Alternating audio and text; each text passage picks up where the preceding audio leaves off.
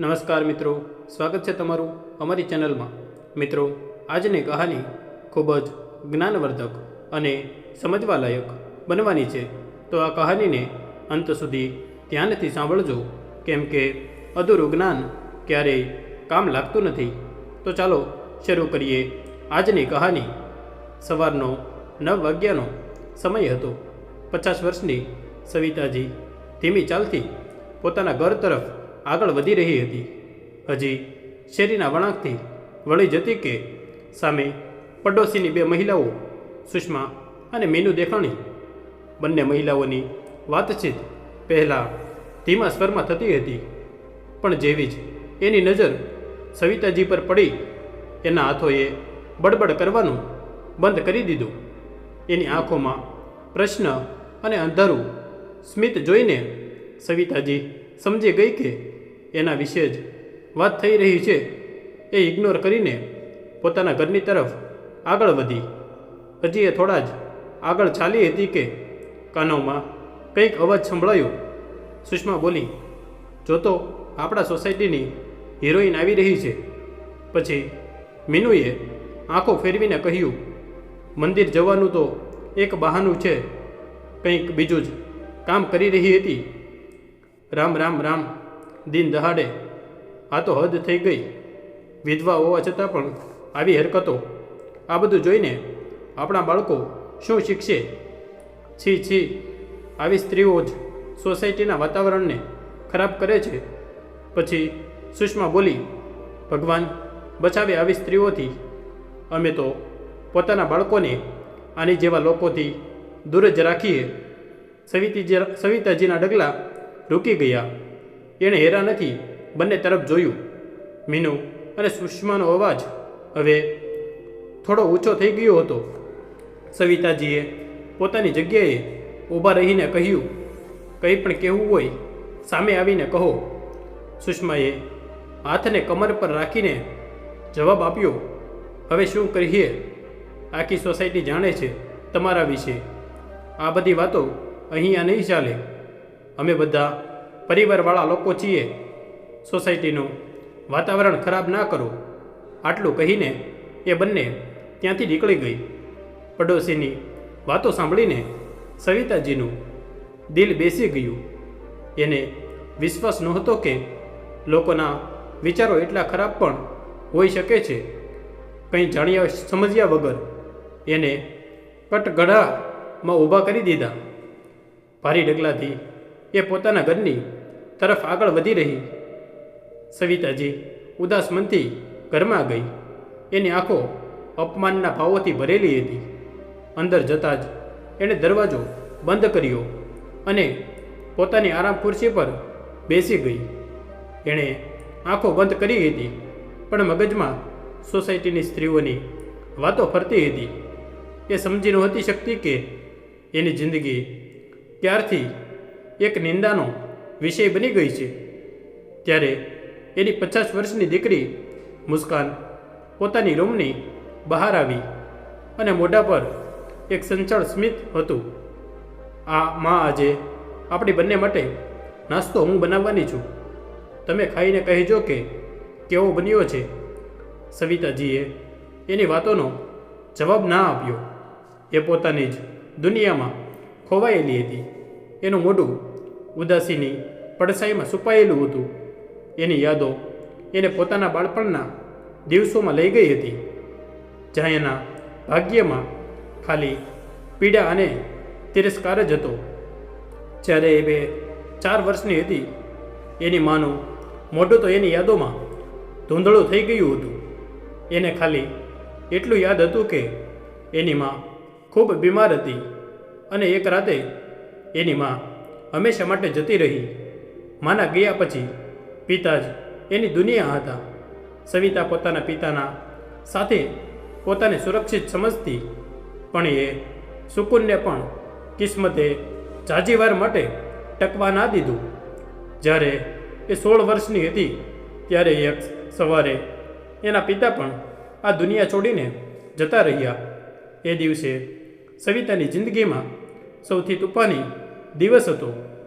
પિતાના છેલ્લા શ્વાસો સાથે સવિતાની બધી ખુશીઓ પણ પૂરી થઈ ગઈ હતી. પિતા જતા સમયે ખાલી એક વાત કહીને ગયા હતા. સવિતા બેટા, તારા કાકા કાકીનું ઘર જ હવેથી તારું ઘર છે. એ તને હંમેશા પોતાની દીકરીની જેમ રાખશે. સવિતાને યાદ હતું કે કાકા કાકીએ એના ઘરમાં તો જગ્યા આપી દીધી, પણ એના દિલમાં નહોતી આપી. એ ઘર એના માટે એક જેલ જેવું હતું. કાકી ઘણીવાર કહેતી, મા બાપ વગરની છોકરી છે, માથે ચડાવીશું તો નાક કપાવશે. જેટલી જલ્દી ઘરનું કામ કરતાં શીખી લેશે એના માટે એટલું જ સારું રહેશે. કાલે તો લગ્ન કરવાના છે, કોઈ ફરિયાદ ન કરે. કાકાએ પણ ક્યારેય એની વાતોનો વિરોધ ન કર્યો. સવિતાને ઘરના બધા નાના મોટા કામ કરવા પડતા. સવારે ઉઠીને પાણી ભરવાનું, કચરા પોતા કરવાના, રસોઈ બનાવવાની, આ બધાની વચ્ચે એને કોલેજ મુકાઈ ગઈ. પણ ભણવાનો શોખ હતો એટલા માટે સવિતા આગળનું ભણતર ઘરે બેસીને કર્યું. સવિતાની જિંદગી એક સંઘર્ષ બની ચૂકી હતી, પણ એનામાં ઝૂકવાનો સ્વભાવ નહોતો. કાકા કાકીના ઘરમાં રહીને વિપરીત પરિસ્થિતિઓ પછી પણ એણે પોતાનું ભણતર પૂરું કર્યું. એ મોડી રાત્રે જ્યારે બધા ઘરમાં કામ પૂરા થઈ જાય ત્યારે પોતાની રૂમમાં બેસીને પુસ્તકોમાં ડૂબી જતી. ભણતર પૂરું કર્યા પછી એણે એક સારી સ્કૂલમાં શિક્ષકની નોકરી માટે આવેદન કર્યું. ઇન્ટરવ્યૂમાં એની સાદગી અને સમર્પણ જોઈને સ્કૂલવાળાએ એને તરત જ નિયુક્ત કરી લીધી. પછી સવિતાએ આ ખુશખબર જ્યારે કાકીને સંભળાવી તો કાકીએ ઠંડા સ્વરમાં કહ્યું, સારું, પણ હવે ઘરના ખર્ચામાં પણ મદદ કરવી પડશે. જે કમાઈશ એ ઘરમાં આવશે. સવિતાને આનાથી પણ કોઈ પરેશાની નહોતી. નોકરી એના માટે ખાલી કમાઈનું સાધન નહોતી, એ શિક્ષાના માધ્યમથી બાળકોની જિંદગીમાં બદલાવ લાવવા માંગતી હતી. દર સવારે સવિતા ઘરના કામોમાં રહેતી. સવારે ઘરના બધા કામ કરીને એ સ્કૂલે જવા માટે નીકળતી. બાળકોમાં માસૂમ સવાલો અને એની જિજ્ઞાસા અને હસીએ સવિતાને અંદરથી મજબૂત બનાવી રાખી હતી. સ્કૂલમાં એને બાળકોના વચ્ચે સુકૂન મળતું. મહિનાની દર પહેલી તારીખે એની કાકી એના પાસે પૈસા માંગી લેતા અને સવિતા કંઈ કહ્યા વગર બધા પૈસા એના હાથમાં મૂકી દેતી. ક્યારેક પોતાની માટે કંઈક વસ્તુ ખરીદવાની ઈચ્છા થતી તો પોતાની કાકી આગળ હાથ ફેલાવવા પડતા. એક દિવસ સવારે સવિતા પ્રિન્સિપાલની ઓફિસ તરફ જઈ રહી હતી ત્યારે એણે જોયું કે ઓફિસની બહાર એક દુબળો પાતળો યુવક ગાઢ સાથે બોલાચાલી કરતો હતો. યુવકના કપડાં સાધારણ હતા પણ સાફ હતા. એની આંખોમાં ઉમ્મીદ હતી, એના મોઢા પર પરેશાની હતી અને બસ એકવાર પ્રિન્સિપલ સાથે મળવા દ્યો, મને નોકરીની ખૂબ જ જરૂર છે, હું તમને વિનંતી કરું છું. પણ ગાર્ડ એની સાથે ગુસ્સામાં બોલ્યો, જ્યાં સુધી તમારી પાસે તમારા રેઝ્યુમ અને બાકીના ડોક્યુમેન્ટ્સ નહીં હોય ત્યાં સુધી તમે અંદર નહીં જઈ શકો. હવે જાઓ અહીંયાથી, બોલાચાલી ના કરો. સવિતાએ થોડી વાર માટે આ બધું જોયું પણ ક્લાસનો સમય થતો હતો એટલા માટે એ આગળ વધી ગઈ. બીજે દિવસે એ જ યુવક ફરીવાર ઓફિસ બહાર ઊભો હતો. આ વખતે એ સીધો સવિતા પાસે આવ્યો. મેડમ, મારું નામ રમણ છે. હું અહીંયા નોકરી માટે ઇન્ટરવ્યૂ આપવા માટે આવ્યો છું. કાલે પણ આવ્યો હતો પણ આ ગાર્ડે મને અંદર ના જવા દીધો. કૃપા કરીને મારી મદદ કરો. મારે નોકરીની ખૂબ જ જરૂર છે. મારી પાસે બધા ડોક્યુમેન્ટ્સ હતા પણ મારું એ બેગ જેમાં ડોક્યુમેન્ટ્સ હતા એ બેગ ચોરી થઈ ગયું. મેં સાયન્સ ફિલ્ડમાં પોસ્ટ ગ્રેજ્યુએશન કર્યું છે. હું બાળકોને ભણાવવા માટે ઉત્સુક છું. મને બસ એક તક જોઈએ છે. એકવાર મને પ્રિન્સિપલ સાથે મળાવી દો. હું તમારો ખૂબ અહેસાન માનીશ. સવિતા એની વાતોમાં હકીકત પારખતી હતી. એણે થોડી વાર માટે વિચાર્યું, પછી કહ્યું, ચાલો હું તમને પ્રિન્સિપલ સાથે મુલાકાત કરાવું છું. યુવકની આંખોમાં રાહતની ચમક આવી ગઈ. ગાર્ડે રોકવાની કોશિશ કરી તો સવિતા બોલી, આ મારી સાથે છે, અંદર આવવા દો. ધન્યવાદ મેડમ, હું હંમેશા તમારો આભારી રહીશ. સવિતા એને પોતાની સાથે પ્રિન્સિપાલની ઓફિસ સુધી લઈ ગઈ. એણે અંદર જઈને પ્રિન્સિપાલ સાથે કંઈક વાતચીત કરી અને પછી રમણને અંદર જવા માટે કહ્યું. એના પછી સવિતા પોતાનો ક્લાસ લેવા માટે જતી રહી. થોડા સમય પછી જ્યારે બહાર આવી ત્યારે એ જ યુવક રમણ ઊભો હતો. એની આંખોમાં ખુશીની ચમક હતી. એણે સવિતા સામે જોયું અને હાથ જોડીને કહ્યું, મેડમ, આજે તમે મારી મદદ ના કરી હોત તો મને આ તક ના મળત. તમારો ખૂબ ખૂબ આભાર. સવિતાએ પૂછ્યું, તો શું તમને નોકરી મળી ગઈ? અત્યારે તો મને નોકરી ઉપર રાખી લીધો છે, પણ પોતાના બધા ડોક્યુમેન્ટની કોપી કાઢીને જલ્દી ઓફિસમાં જમા કરાવવી પડશે, ત્યારે મારી જોબ કન્ફર્મ થઈ જશે. રમણે થોડું અચકાતા પૂછ્યું, મેડમ, શું તમે જાણો છો કે અહીંયા આજુબાજુ ભાડે કોઈ મકાન મળશે? એક રૂમ પણ મળી જાય તો પણ ચાલશે. સવિતાએ થોડી વાર વિચાર્યું, પછી કહ્યું, હકીકતમાં હું મારા કાકા કાકી સાથે રહું છું. એના ઘરનો ઉપરનો એક રૂમ ખાલી છે, એ ભાડે આપવા માંગે છે. જો તમે ઈચ્છો તો જોઈ શકો છો. આ વાત સાંભળીને રમણના મોઢા પર સ્મિત આવી ગયું. જી મેડમ, આ તો ખૂબ સારું થશે. કહો ક્યારે જવું છે? સવિતાએ એની ઉત્સુકતા જોઈ કહ્યું કે જો તમારી પાસે સમય હોય તો રજા પછી જઈએ. સારું મેડમ, રજા પછી અહીંયા જ મળીએ. જ્યારે સવિતા રમણને લઈને ઘરે પહોંચી તો બહાર આંગણામાં સવિતાની કાકી બેઠા હતા. કાકી, આ રમણ છે. આ અમારી સ્કૂલમાં નવા ટીચર છે. આને ભાડે એક રૂમ જોઈએ છે. કાકીએ એક ક્ષણ માટે રમણને માથેથી પગ સુધી જોયો, પછી મોઢું ચડાવતા કહ્યું, સારું, જોઈ લ્યો, પણ ભાડું એન્ડવાસમાં જોઈએ અને વીજળી પાણીનો ખર્ચો અલગથી થશે. રમણે તરત કહ્યું, જી, મને બધું મંજૂર છે, પણ અત્યારે મારી પાસે એડવાન્સમાં આપવા માટે પૈસા નથી. આટલું સાંભળતા જ કાકી ભડકી ગઈ. અરે વાહ, અમે રૂમ મફતમાં આપવા રાખી છે. સવિતા, આ શું તમાચો છે? તને ખબર છે કે ઘરનો ખર્ચો કેટલો વધી ગયો છે અને ઉપરથી તું એવા લોકોને લઈ આવે છે જે ભાડું પણ નથી આપી શકતા, અને પૈસા નથી તો તારી પાસે તો કોઈ બીજી જગ્યા શોધી લે. રમણ તરફ જોઈને કાકીએ ગુસ્સામાં કહ્યું અને અંદર જવા લાગી. ત્યારે કાકી પાછળ આવતી સવિતાએ કહ્યું, કાકી, ઉપરનો રૂમ એમ પણ ખાલી પડ્યો છે. કોઈક આવીને રહી લેશે તો તમારા માટે જ ફાયદો થશે. અને અત્યારે જ નોકરી મળી છે. થોડો સમય આપો. જેવો જ પહેલો પગાર આવશે એ ભાડું આપી દેશે અને એડવાન્સ પણ આપી દેશે. હું એને ઓળખું છું, ખૂબ સારા માણસ છે. આ વાત સાંભળીને કાકીએ આંખો ફાડતા સવિતા તરફ જોયું. પછી થોડા સમય પછી વિચારીને બોલી, સારું, પણ યાદ રાખજે, જો ભાડું ના મળ્યું તો રૂમ ખાલી કરાવી નાખીશ. અને રૂમ બતાવી દે. આટલું કહીને કાકી અંદર જતી રહી. રૂમ જોઈને રમણે પણ સવિતાને કહ્યું, ધન્યવાદ તમારો.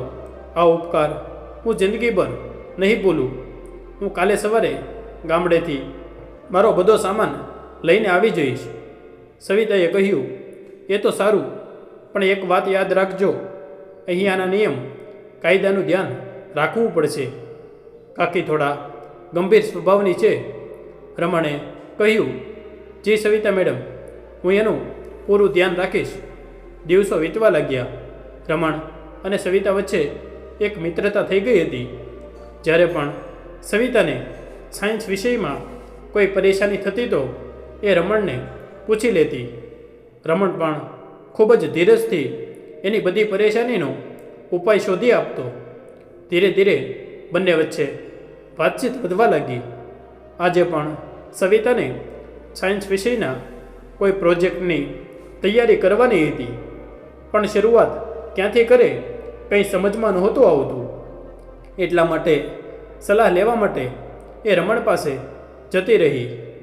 દરવાજો ખખડાવવા પર રમણનો ધીમો અવાજ આવ્યો. દરવાજો ખુલ્લો છે. સવિતા અંદર ગઈ તો જોયું રમણ પથારી પર સૂતો હતો. એનું મોઢું પડી ગયેલું હતું. રમણ સર, શું થયું તમને? સારું તો છે ને? રમણે જવાબ આપ્યો. કંઈ નહીં, બસ થોડો તાવ છે. સવિતા એની હાલત જોઈને ચિંતામાં આવી ગઈ. એક કટોરીમાં ઠંડુ પાણી લઈને રમણના માથા પર ભીના પોતા મૂકવા લાગી. અરે તમે તકલીફ ના કરો, હું થોડો આરામ કરી લઈશ તો સારું થઈ જશે.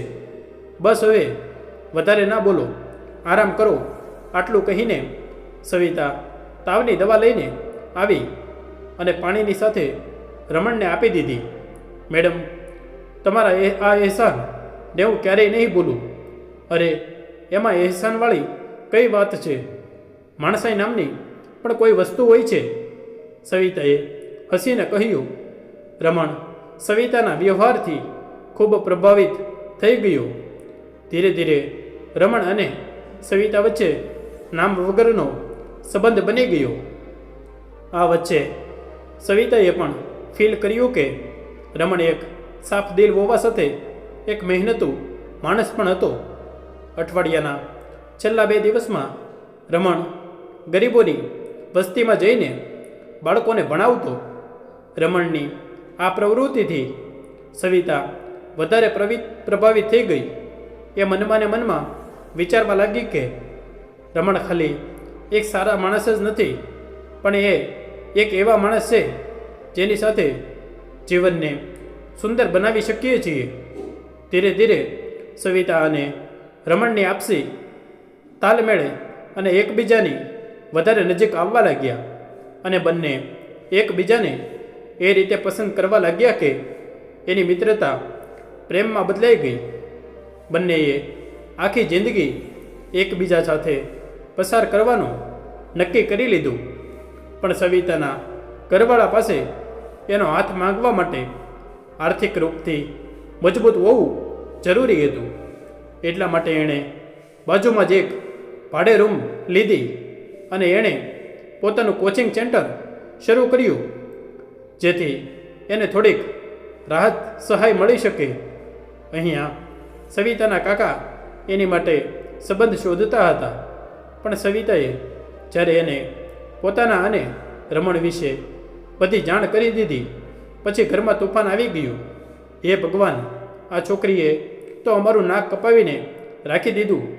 હું કહેતી હતી ને કે આ છોકરી કંઈક તો કરશે જ. શું જરૂર હતી આને આગળ ભણાવવાની? મા બાપ પોતે તો જતા રહ્યા, પણ અમારી ઇજ્જત ઉડાડવા માટે આને અહીંયા છોડી ગયા. આ માટે રમણે શાંતિથી સમજાવવાની કોશિશ કરી કે એ સવિતાને ખુશ રાખવા માટે બધી કોશિશ કરશે. તો કાકીએ એની વાત સાંભળીને તરત ના કહી દીધું અને રમણને ધક્કો મારીને ઘરની બહાર કાઢી મૂક્યા. સવિતાએ રોતા રોતા એને રોકવાની કોશિશ કરી, પણ કોઈ ફાયદો ના થયો. એના પછી તો એ ઘરમાં સવિતાનો શ્વાસ લેવો પણ મુશ્કેલ થઈ ગયો હતો. જલ્દી સવિતાના લગ્ન કરવાનું નક્કી કર્યું. જલ્દીમાં કોઈ ઓળખ કાઢ્યા વગર એક મોટી ઉંમરના છોકરા સાથે સવિતાના લગ્ન નક્કી કરી દીધા. છોકરાનું નામ ગોપાલ હતું અને એની ઉંમર લગભગ 40 વર્ષ હતી, પણ પૈસાની અછત નહોતી. સવિતાએ લગ્નનો વિરોધ કર્યો, પણ કાકીએ ધમકાવતા કહ્યું, આ લગ્ન તો થઈને જ રહેશે, પછી આમાં તારી મરજી હોય કે ન હોય. લગ્ન પછી ખબર પડી કે સવિતાના કાકા કાકીએ સવિતાના લગ્ન કરાવવાના પૈસા લીધા છે. સવિતા અંદરથી તૂટી ગઈ. સાસુ સસરા તો હતા નહીં. સાસરે એના જેઠ જેઠાણી હતા. એની જેઠાણી હદથી વધારે ચાલાક હતી. આખા ઘરમાં જેઠાણીનું જ ચાલતું હતું. સવિતાનો પતિ તો દિવસ રાત દારૂના નશામાં રહેતો. દુકાન પર પણ દારૂ પીને પડ્યો રહેતો અને રાત્રે પણ દારૂ પીને ઘરે આવતો. સમય પોતાની ગતિથી ચાલી રહ્યો હતો. સવિતાના લગ્નને 1 વર્ષ પૂરું થયું તો એણે એક દીકરીને જન્મ આપ્યો. બાળકીના આગમનથી સવિતાને એવું લાગ્યું કે કદાચ હવે એની જિંદગીમાં ખુશી આવશે. પણ એ જ દિવસે એનો પતિ ગંભીર રૂપથી બીમાર થઈ ગયો. ડૉક્ટરને જણાવ્યું તો ખબર પડી કે વધારે દારૂ પીવાના કારણે એનું લીવર પૂરી રીતે ખરાબ થઈ ગયું છે. સવિતાએ પોતાના પતિનો જીવ બચાવવા માટે પોતાની પૂરી કોશિશ કરી, પરંતુ 2 મહિના હોસ્પિટલમાં એડમિટ રહ્યા પછી એનો પતિ આ દુનિયા છોડીને જતો રહ્યો. પતિના મોતના ગમથી સવિતા હજી સુધી બહાર નહોતી આવી. ત્યારે એને એક વધારે ઝટકો લાગ્યો કે જ્યારે એને એ ખબર પડી કે એના પતિની બીમારી વચ્ચે જેઠ જેઠાણીએ દુકાનના કાગળો અને મકાનના કાગળો પર ગોપાલ પાસેથી છેતરીને એને સાઇન કરી લીધી હતી. હવે બધું એના નામ પર હતું. એના પછી સવિતાને ઘરની બહારનો રસ્તો બતાવી દીધો. સવિતા પાસે હવે કોઈ સહારો નહોતો. પિયર જવાનો તો સવાલ જ નહોતો, કેમ કે કાકા કાકીએ લગ્નના સમયે જ સાફ કહી દીધું હતું કે સાસરે હવે તારું ઘર છે, અહીંયા આવવા વિશે વિચારતી પણ નહીં. બાળકીને તેડીને સવિતા રસ્તા પર આવી ગઈ. પછી એને જેની જૂની સ્કૂલના પ્રિન્સિપાલ સવિત્રા મેડમનો વિચાર આવ્યો. પ્રિન્સિપાલ મેડમ સાથે એના ખૂબ જ સારા સંબંધો હતા. એ એક સમાજ સેવક પણ હતા. જ્યારે સવિતાએ એના ઘરનો દરવાજો ખટખટાવ્યો ત્યારે આવી હાલતમાં જોઈને પ્રિન્સિપાલ પણ હેરાન રહી ગઈ. એની બધી પરિસ્થિતિ જાણીને પ્રિન્સિપાલે એની ખૂબ મદદ કરી અને સ્કૂલમાં પાછી બોલાવી અને સ્કૂલના સ્ટાફ ક્વાર્ટરમાં રહેવાની વ્યવસ્થા પણ કરી દીધી. આજે આ વાતને 25 વર્ષ વીતી ગયા હતા. આ 23 વર્ષમાં સવિતાજીએ બધી પરિસ્થિતિનો સામનો કર્યો છે, બધી પીડા સહન કરી છે, પણ પોતાની દીકરીને ક્યારેય કોઈ ખામી નથી આવવા દીધી. મુસ્કાન જ હવે એની દુનિયા હતી. સવિતાએ નિશ્ચય કરી લીધું કે એની દીકરીની જિંદગીમાં એ બધી ખુશીઓ આપશે જે એની જિંદગીથી દૂર થઈ ગઈ હતી. પરંતુ 25 વર્ષ પછી સવિતાની જિંદગીમાં ફરીવાર એ જગ્યાને લાવીને એને ઊભા કરી દીધા, જે એણે ક્યારેય પણ વિચાર્યું પણ નહોતું. આજે જ્યારે સવિતા મંદિર ગઈ, ત્યાંના શાંત વાતાવરણ અને પોતાની દીકરી માટે સુખમય જીવન માટે પ્રાર્થના કરીને જેવી જે ફરી અચાનક એની નજર એક વ્યક્તિ પર પડી. મોઢા પર થોડી કરચલી આવી ગઈ હતી. દાઢી અને માથાના વાળોમાં સફેદ વાળ દેખાતા હતા, પણ આંખોમાં એવી જ ઊંડાઈ અને હકીકત દેખાતી હતી જેવી 25 વર્ષ પહેલાં હતી. રમણે સવિતાને હેરાનીથી કહ્યું. રમણ એ સવિતા તરફ જોયું અને જોતાં જ એની આંખોમાં એક અલગ ચમક આવી ગઈ. એ પોતાની જગ્યાએ સ્થિર થઈ ગયું. બંને થોડા ક્ષણ સુધી ચૂપચાપ એકબીજાને જોતા રહ્યા. સમય ત્યાં જ રૂકી ગયો. સવિતા, તું? રમણના અવાજમાં આશ્ચર્ય અને ખુશી બંને હતું. પણ સવિતાને સફેદ સાડીમાં જોઈને રમણ ચોંકી ગયો. તેમને કેમ છે રૂમણ? આવું કહેતા કહેતા સવિતાની આંખો ભરાઈ ગઈ. પછી થોડી વાર સુધી બંનેની આંખોમાં ખામોશી હતી. પછી રમણે પોતાની જાતને સંભાળતા કહ્યું, જેમ તું છોડીને ગઈ હતી. તું કેવી છે સવિતા? એટલા વર્ષોમાં ક્યારેય વિચાર્યું પણ નહોતું કે તને આવી રીતે મળીશ. સવિતાએ હલકા સ્મિત સાથે જવાબ આપ્યો, સારું છે. પણ જિંદગીએ ઘણું બધું દેખાડ્યું છે. આવો બહાર જઈએ, બેસીએ. બંને મંદિરની બહાર એક કિનારે બેસે છે. સવિતાએ રમણને પોતાના વીતેલા જીવન વિશે જણાવ્યું તો રમણ એને ચૂપચાપ સાંભળતો રહ્યો. સવિતા જોઈ શકતી હતી કે કઈ રીતે રમણ આમ તેમ જોવાનું બહાનું કરીને પોતાની આંખોના આંસુ છુપાવવાની કોશિશ કરે છે. સવિતાની હાલત પણ એવી જ હતી. રમણે ભારે અવાજમાં કહ્યું, તે એટલું બધું સહન કર્યું અને હું તારી માટે કંઈ પણ ના કરી શક્યો. પછી સવિતાએ માથું લૂછતા કહ્યું, આ બધું કદાચ મારી કિસ્મતમાં હતું, પણ મારી દીકરી મુસ્કાન જ મારી જિંદગી છે. એની એક અછી જોઈને જ મને બધી તકલીફોએ સહન કરવાની તાકાત મળી જાય છે. પછી સવિતાએ રમણને પૂછ્યું, અને તું તારા વિશે કંઈક જણાવ. રમણે ઊંડો શ્વાસ લેતા કહ્યું, મારા વિશે શું કહું સવિતા? તારા ગયા પછી મારા જીવનના બધા રંગ જતા રહ્યા. મેં ક્યારેય કોઈ બીજા વિશે વિચાર્યું પણ નથી. તું મારી પહેલી અને છેલ્લી સાહત હતી. બસ તારી યાદોના કિનારે જ જીવતો હતો. સવિતા આ સાંભળીને ચોંકી ગઈ. તો શું તે લગ્ન નથી કર્યા? નહીં સવિતા, તારા ઘરવાળાએ તારા લગ્ન જબરજસ્તી કરાવી દીધા, પણ તારી સિવાય કોઈ બીજા વિશે હું વિચારી પણ નહોતો શકતો. સવિતા અને રમણ વચ્ચે થયેલી મંદિરવાળી વાત પછી સવિતાની જિંદગીએ જાણે ફરીવાર બ્રેક લઈ લીધો.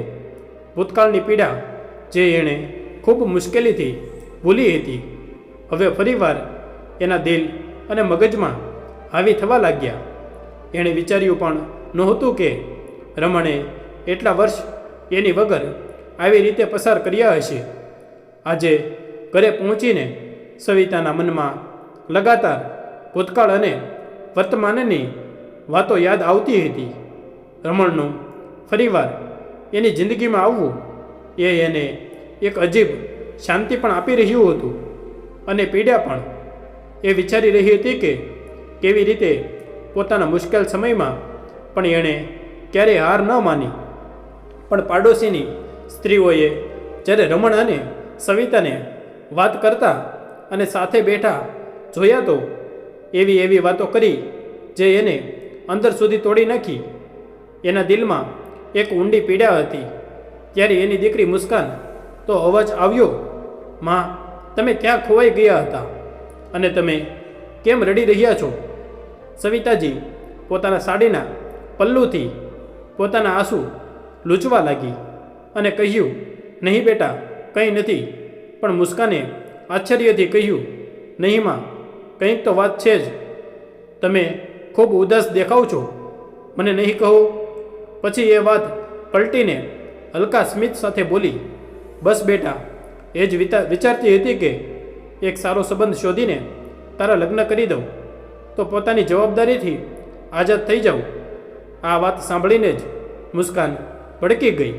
શું માં, તમને કેટલી વાર કહ્યું છે કે મારે કોઈ લગ્ન નથી કરવા?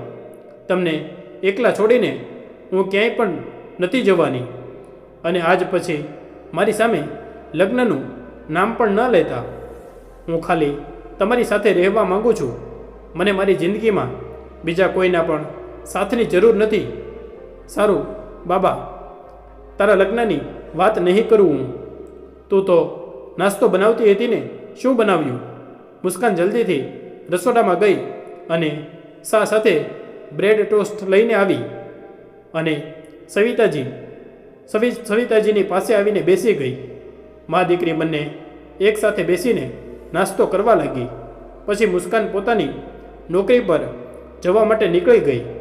પણ મુસ્કાનને સમજમાં નહોતું આવતું કે કંઈક તો વાત જરૂર છે જે એની માને અંદરને અંદર હેરાન કરે છે. મુસ્કાનના ગયા પછી સવિતાજીએ ફરીથી પોતાની ડાયરી કાઢી, જેની પર પોતાના દિલની વાત એ લખતી. પોતાના દિલની હરેક પીડા, પોતાના જીવનના વીતેલા અંશ અને હર મુશ્કેલી એને સહન કરી લેતી હતી. એ ડાયરીમાં લખતી. એ દિવસ પછી સવિતાએ પોતાની જાતને ઘરના કામોમાં અને સ્કૂલની જવાબદારીમાં વ્યસ્ત કરી દીધી, પણ અંદરથી એ તૂટી ગઈ હતી. મુસ્કાને ઘણી વખત અનુભવ કર્યો કે એની માં હવે પહેલાં જેવી નથી રહી. જ્યારે પણ સવિતા ડાયરીમાં કંઈક લખતી તો મુસ્કાનને એ જોવાની જિજ્ઞાસા થતી કે એ ડાયરીમાં શું લખે છે, પણ એણે ક્યારેય પૂછવાની હિંમત ન કરી. ઘણીવાર મંદિરમાં સવિતા અને રમણની મુલાકાત થઈ જતી. ક્યારેક ક્યારેક રમણનો ફોન પણ આવી જતો અને સવિતાની હાલત પૂછી લેતો, અને પછી ધીરે ધીરે વાતો ઊંડાણપૂર્વક થવા લાગતી. એની વાતો ક્યારેય લાંબી નહોતી થતી, પણ થોડી મિનિટ માટે પણ બંને વચ્ચે ભાવનાઓ વહેવા લાગતી. પહેલાં તો એણે આને ઇગ્નોર કર્યું, પણ જ્યારે રમણનો ફોન પણ ના આવ્યો તો સવિતાથી રહેવાનું નહીં, અને એણે છેલ્લે રમણને ફોન કર્યો તો ખબર પડી કે થોડા દિવસોથી રમણની તબિયત ખરાબ છે. સવિતાએ ફોનમાં જ રમણનું એડ્રેસ લઈ લીધું અને એના ઘરે જવા માટે નીકળી ગઈ. રમણના ઘરનું વાતાવરણ શાંત હતું. સવિતાએ જ્યારે દરવાજો ખોલ્યો તો રમણે કહ્યું, અરે તું અહીંયા કેમ આવી? મને સારું છે. સવિતાએ એની તરફ જોયું. ત્યાં પહોંચીને રમણની હાલત જોઈ તો સવિતાના માથા પર ચિંતાની રેખાઓ દેખાવા લાગી. એની હાલત જોઈને એનું દિલ ભરાઈ ગયું. રમણ ખૂબ કમજોર અને થાકેલો લાગતો હતો. રૂમમાં દવા તો દૂર, સારી રીતે જમવાની પણ વ્યવસ્થા નહોતી. સવિતાએ પૂછ્યું, તમે ડૉક્ટરને બતાવ્યું? રમણે કહ્યું, નહીં, પોતાની રીતે જ સાજો થઈ જઈશ. તું પણ બિલકુલ એવો જ છે જેવો 25 વર્ષ પહેલાં હતો, લાપરવાહ. સવિતાએ ગુસ્સામાં રમણને ખીજાતા કહ્યું તો રમણ હસી પડ્યો. તારી હાલત જોઈને તો નથી લાગતું કે તને સારું છે. ચાલો ડૉક્ટર પાસે જઈએ છીએ. હું કોઈ બહાનું નહીં સાંભળું, સવિતાએ હકથી કહ્યું. રમણે થોડી ના પાડી, પણ સવિતાની જીદ આગળ પછી એમણે હાર માની લીધી. સવિતા એને ડૉક્ટર પાસે લઈ ગઈ. ડૉક્ટરે રમણનું ચેકઅપ કર્યું અને થોડી જરૂરી દવા લખી આપી. સવિતાએ બધી દવા લીધી અને બંને પછી ઘરે પાછા આવ્યા.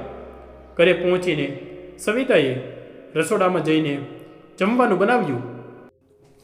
રમણે એને ના પાડવાની કોશિશ કરી, પણ સવિતાએ સાફ શબ્દોમાં કહી દીધું, શુભ બેઠો તમે પોતાનું જરા પણ ધ્યાન નથી રાખ્યું. હવે મારી વાત માનવી પડશે.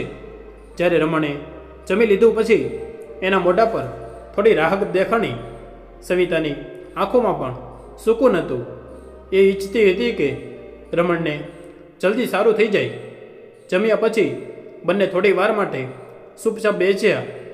થોડી વાર પછી રમણે થોડું અચકાતા કહ્યું, સવિતા, તને સાંભળવામાં થોડું અજીબ લાગશે, પણ હું તને કંઈક કહેવા માગું છું. સવિતાએ એની તરફ જોયું, પછી ધીરેથી બોલી, શું વાત છે રમણ? રમણે એક ઊંડો શ્વાસ લીધો અને કહ્યું, જિંદગીએ આપણને બંનેને ઘણું દેખાડ્યું છે. મેં તારી વગર જીવતા શીખ્યું, અને તે પણ પોતાની જિંદગીમાં ખૂબ સંઘર્ષ કર્યા. પણ હું પૂછવા માંગતો હતો કે શું ઉંમરના આ પડાવ પર આપણે બંને એકબીજાનો સહારો બની શકીએ છીએ? સવિતા આ સાંભળીને હેરાન થઈ ગઈ. એની આંખોમાં ભાવનાઓનું તોફાન ચાલવા લાગ્યું. એણે રમણ તરફ જોયું અને કંઈ બોલી ના શકી. રમણ એની ખામોશીનો મતલબ સમજી ચૂક્યો હતો. હું તારી ભાવનાઓને સમજું છું, પણ મારા દિલમાં આ વાત કેટલા દિવસોથી હતી, પણ નિર્ણય તારા હાથમાં છે. રમણની વાત સાંભળતા સવિતાનું દિલ ધકધક કરવા લાગ્યું. મનમાં વિચારોનું ઘોડાપૂર આવ્યું. એ ચૂપચાપ એની તરફ જોઈ રહી હતી, પણ એની અંદર એક ઊંડું તુફાન ચાલતું હતું. એ વિચારવા લાગી કે સોસાયટીની એ સ્ત્રીઓ જેણે મને મંદિરમાં રમણ સાથે જોઈને પહેલાં જ કેટલી વાતો સંભળાવી દીધી, તે વધારે તો શું શું કહેશે. સંબંધીઓ જે પહેલાં જ મારા ભૂતકાળ પર ટોકિયા કરે છે, અત્યારે કોને ખબર શું બોલશે. પછી અચાનક મનમાં એક બીજો વિચાર આવ્યો, અને મુસ્કાન શું એ આને સમજી શકશે? એ મારા વિશે શું વિચાર છે? કેવી રીતે નજર મેળવીશ હું એની સાથે? સવિતાનું દિલ આ પ્રશ્નોના જવાબ શોધવાની કોશિશ કરતું હતું, પણ બધા પ્રશ્નો અને જવાબ એકબીજા સાથે ફસાઈ ગયા. રમણ એને ખામોશીને સમજી રહ્યો હતો. સવિતા, હું જાણું છું કે તારી માટે આ નિર્ણય સહેલો નથી. હું ખાલી એ ઈચ્છું છું કે તું કોઈ દબાવમાં આવ્યા વગર વિચારે. તને જેમ સારું લાગે બસ એ જ કર. સવિતાએ એની તરફ જોયું. એને એ વાતનો અહેસાસ હતો કે રમણે આ વાત કહેવામાં કેટલી હિંમત જોડી છે, પણ એ પોતાને સમજાવી પણ નહોતી શકતી. રમણ, તે જે કહ્યું હતું એ હું સમજી શકું છું, પણ મારી પાસે અત્યારે જવાબ આપવા માટે હિંમત નથી. સારું સવિતા, બસ એટલું યાદ રાખજે કે તારી ખુશી માટે મારે સૌથી પહેલાં આવે છે. સવિતા રમણના ઘરેથી આવીને સીધી પોતાના રૂમમાં જતી રહી. દિવસભર જે ખામોશી અને પોતાના માથે ઓઢી લીધી હતી એ હવે તૂટી ગઈ હતી. એ પથારી પણ બેસી ગઈ અને જોર જોરથી રોવા લાગી. એનું મન ભારે હતું, જેવી રીતે વર્ષોનું દુઃખ અને પીડા એક સાથે ઉભરી પડી હોય. સાંજે જ્યારે મુસ્કાન નોકરી પરથી પાછી આવી ત્યારે એણે જોયું કે માની આંખો સોજી ગઈ છે, તો પણ એવું દેખાડવાની કોશિશ કરે છે જેમ બધું સારું હોય. મુસ્કાન સમજી ગઈ કે કંઈક તો એવું છે કે જે એને કહેવામાં ડરી રહી છે. સાંજે જ્યારે સવિતા માર્કેટ જવા નીકળી, જેવો જ દરવાજો બંધ કર્યો, મુસ્કાને માની ડાયરી યાદ આવી. એ કેટલા દિવસોથી વિચારી રહી હતી કે એમાં એવું શું લખેલું છે જે માને એટલું બેચેન કરે છે. આ વખતે એણે પોતાને રોકવાની કોશિશ ન કરી. એણે તિજોરીમાંથી ડાયરી કાઢી અને વાંચવા લાગી. પહેલું પાનું ખોલતા જ એમાં લખેલું હતું કે હર દિવસે એક નવો પડાવ, એક નવી તકલીફ. લાગે છે કે જિંદગી વારે વારે મારી સહનશીલતાની પરીક્ષા લઈ રહી છે. જેમ જેમ મુસ્કાન પેજ ફેરવતી ગઈ એમ એમ સવિતાની જિંદગીના બધા દુઃખ પીડા સામે આવતા ગયા. ડાયરીનું હરેક પાનું મુસ્કાનના આંસુઓથી પલળતું હતું. એની પહેલીવાર અહેસાસ થયો કે એની માએ પોતાની જિંદગીમાં કેટલી કુરબાની આપી છે અને કેટલી વાર પોતાની જાતને તૂટવાથી બચાવી છે. કોશિશ કરી છે. ડાયરીનું છેલ્લું પેજ વાંચતા વાંચતા મુસ્કાન ડૂકી ગઈ. એમાં લખ્યું હતું કે મેં મારી માટે ક્યારેય કંઈ નથી માંગ્યું, પણ હવે મને જિંદગી એક તક આપે છે, પણ મર્યાદાના કારણે હું એને પણ સ્વીકાર નથી કરી શકતી. ડાયરી વાંચી પછ્યા મુસ્કાને ફરીવાર તિજોરીમાં મૂકી દીધી. એની આંખોમાં હજી પણ આંસુ હતા. એ વિચારતી હતી કે કેવી રીતે પોતાની મા સાથે આ વિશે વાત કરે. ત્યારે તેની નજર ટેબલ પર પડેલા ફોન પર પડી. સવિતાજી પોતાનો ફોન ઘરે જ ભૂલી ગઈ હતી. એણે ફોન લીધો અને જોયું કે કોલ હિસ્ટ્રીમાં સૌથી ઉપર રમણનું નામ હતું. મુસ્કાન સમજી ગઈ કે આ એ જ રમણ કાકા છે જેનું નામ મારી ડાયરીમાં લખ્યું હતું. એણે તરત એ નંબર પર ફોન કર્યો.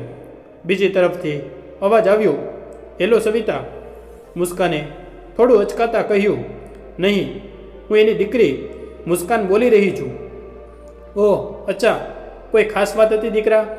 બધું સારું છે ને? મુસ્કાને કહ્યું, અંકલ, હું તમને મળવા માગું છું. તો રમણ મળવા માટે તૈયાર થઈ ગયું. મુસ્કાને ફોન કાપી નાખ્યો અને જલ્દીથી તૈયાર થઈને ઘરની બહાર નીકળી ગઈ. 1 કલાક પછી જ્યારે મુસ્કાન ઘરે આવી તો એણે જોયું કે સવિતાજી પણ માર્કેટમાંથી આવી ગયા હતા. સવિતાજીએ પૂછ્યું, કંઈ જણાવ્યા વગર જતી રહી? મુસ્કાન થોડી વાર માટે ચૂપ રહી. પછી સવિતાજીનો હાથ પકડીને એની પાસે બેઠી. માં, મને તમારી ડાયરી વિશે ખબર છે. મેં એમાં બધું વાંચ્યું છે. અને હા, મેં રમણ અંકલ સાથે પણ વાત કરી. એ ખૂબ જ સારા માણસ છે માં. સવિતા ચોંકી ગઈ અને એમને એમ બેઠી રહી ગઈ. પછી મુસ્કાન બોલી, માં, તમે આખી જિંદગી બીજા માટે જીવતા આવ્યા છો.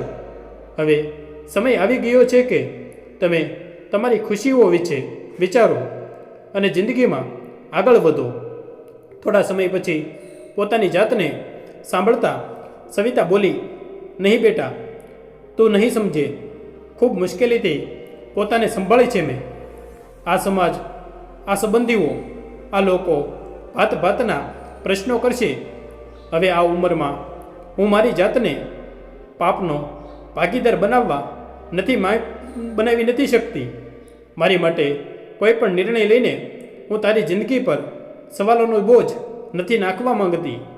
લોકો વાતો કરશે, ટોકશે કે પોતાની દીકરીના લગ્નના સમયમાં આ સ્ત્રી પોતે પોતાનું ઘર વસાવે છે. શું જવાબ આપીશ હું એને? અને સૌથી મોટી વાત, શું તું આ સવાલોનો સામનો કરી શકીશ? પછી મુસ્કાને હેરાનીથી પૂછ્યું, માં, આ સમાજ તમારી સાથે ક્યારે ઊભો થયો છે? જ્યારે તમે રસ્તા પર હતા ત્યારે કોણે તમારી મદદ કરી? શું કોઈ સંબંધીઓ તમને સંભાળવા માટે આવ્યા હતા? જ્યારે તમે પોતાની મહેનતથી ઊભા થાવ ત્યારે કોણે તમારી પ્રશંસા કરી? શું કામ તમે એ લોકોની ચિંતા કરો છો જેણે ક્યારેય તમારી ચિંતા નથી કરી? માં, મને ખબર છે કે તમારા દિલમાં કેટલી પીડા છે. રમણ અંકલે માણસ છે જે તમને ખુશ રાખી શકે છે અને હું તમને ખુશ જોવા માગું છું.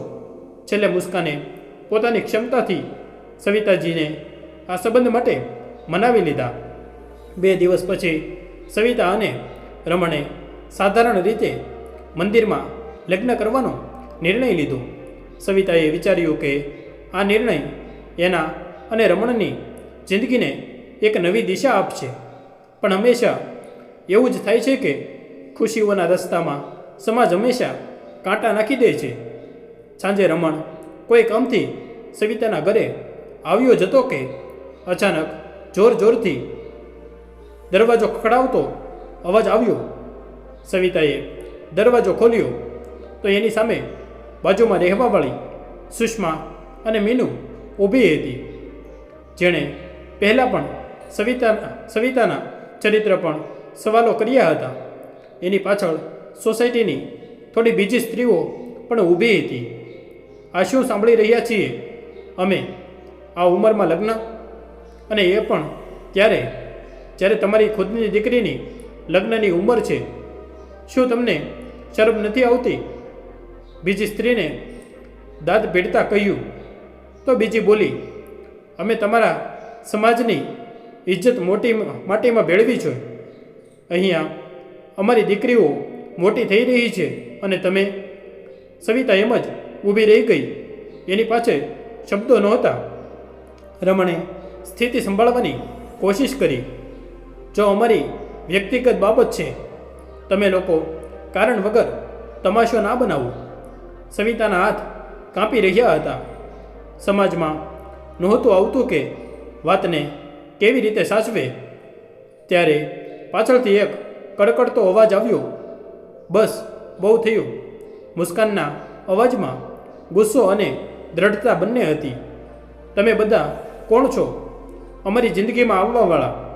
મારી માએ આખી જિંદગી તમારા લોકોની વાતો અને તમારા નિયમો માટે કુરબાન કરી દીધી. જ્યારે મારા પિતાનું અવસાન થયું તો માએ એકલા સંઘર્ષ કર્યો. શું ક્યારેય કોઈએ એની મદદ કરી? ત્યારે ક્યાં હતો સમાજ?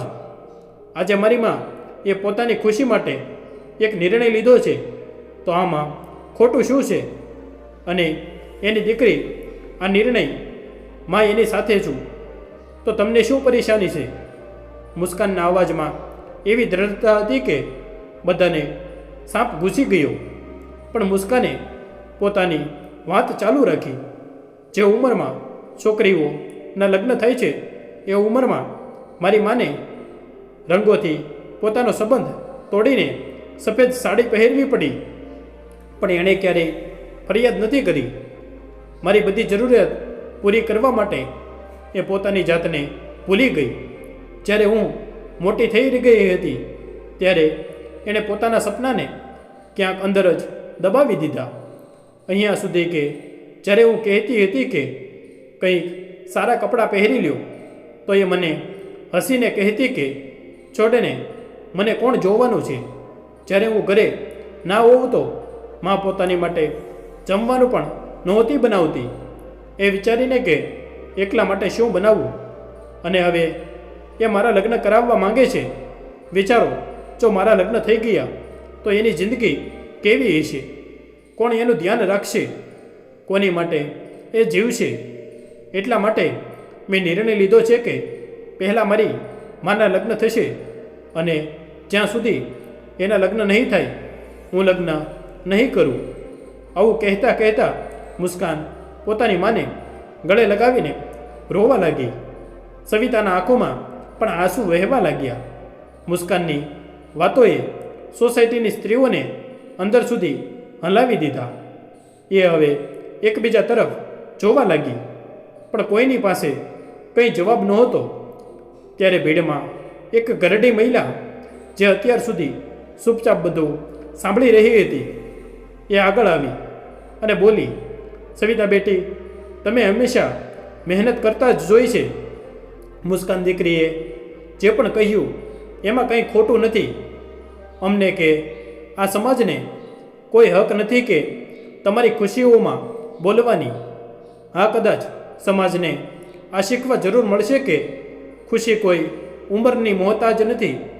હર કોઈએ પોતાની જિંદગીના નિર્ણય લેવાનો અધિકાર હોય છે. અમારો આશીર્વાદ હંમેશા તારી સાથે છે. આ વાત સાંભળીને બાકી સ્ત્રીઓ પણ ધીરે ધીરે આ વાતથી સહમત થવા લાગી. તમારી દીકરીએ જે કંઈ પણ કહ્યું એ આજની જનરેશન માટે એક મિસાલ છે. થોડા સમયમાં જ વાતાવરણ બદલી ગયું.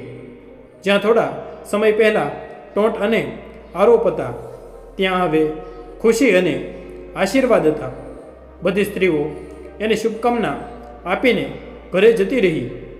2 દિવસ પછી રમણ અને સવિતાએ મંદિરમાં સાધારણ રીતે લગ્ન કરી લીધા. મુસ્કાને પોતાની માનો હાથ પકડીને એને મંડપ સુધી લઈ જવામાં હર કદમ પર એનો હાથ આપ્યો. એણે આજે પોતાની માને લાલ કપડામાં જોઈને એ ખૂબ ખુશ હતી. આ ઘટના પછી સવિતાજીની જિંદગી જ જાણે બદલાણી. પણ આખા સમાજને એક સંદેશ પણ આપી મળી ગયો કે ખુશીઓ પર બધાનો હક હોય છે. કોઈએ ખાલી સવિતાના આ નિર્ણયને સ્વીકાર જ ના કર્યો, પણ એણે પોતાના નવા જીવન માટે પ્રોત્સાહિત પણ કર્યા. અને મુસ્કાને તો પોતાની માની નવી જિંદગીને જોઈને સંતોષ અને ગર્વ અનુભવતી હતી. સવિતા અને રમણના ઘરમાં હવે ખુશી હતી. જ્યાં ક્યારેક દુઃખ અને પીડા હતી, આજે ત્યાં હસી ખુશી અને પ્રેમનો માહોલ હતો.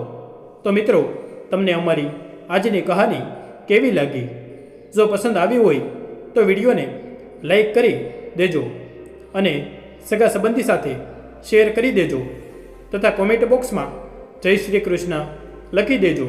અને ચેનલને સબસ્ક્રાઈબ ના કરી હોય તો ચેનલને અત્યારે જ સબસ્ક્રાઈબ કરી દેજો. જય શ્રી કૃષ્ણ. ધન્યવાદ.